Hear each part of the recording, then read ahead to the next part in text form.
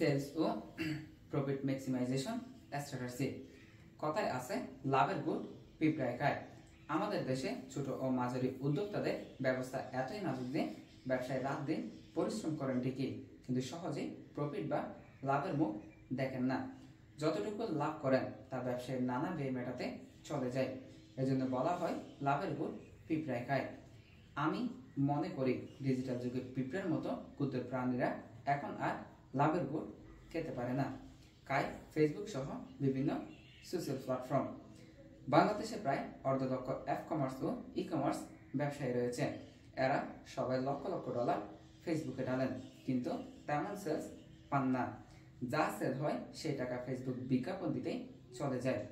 আমাদের জন্য এ যুগের বড় পিঁপড়া হয়ে সামনে দাঁড়িয়েছে ফেসবুক।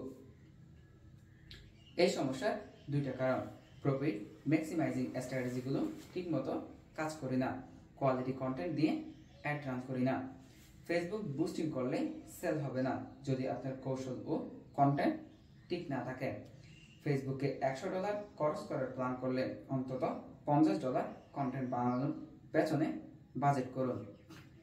রাইট কন্টেন্ট ও প্রপার মার্কেটিং স্ট্র্যাটেজি থাকলে কেবল সেল বাড়বে। আমার এই অধ্যায়ে সেল ও প্রফিট ম্যাক্সিমাইজেশন করার বেশ কিছু স্ট্র্যাটেজি নিয়ে কথা বলবো। যে কোনো বিজনেসকে গ্রো করার সিম্পল দুইটা উপায়: share gain, market development. Share gain business grow করার জন্য এই স্ট্র্যাটেজি বহুকাল ধরে প্রচলিত। এই কৌশলগত সিম্পলি যেটা করা হয় তা হলো প্রতিযোগী কাস্টমারের কাছে ব্যাটার বুদ্ধি দিয়ে পণ্য বিক্রি করা, অর্থাৎ কম্পিটিটরের মার্কেট দখল করায় শেয়ার গেইন। ধরেন মার্কেটে একটি পণ্য 1000 পিস পণ্য বিক্রি করা হয়। আপনার প্রতিযোগী ব্র্যান্ডগুলো 80টি পণ্য বিক্রি করলে আপনি করেন 20টা।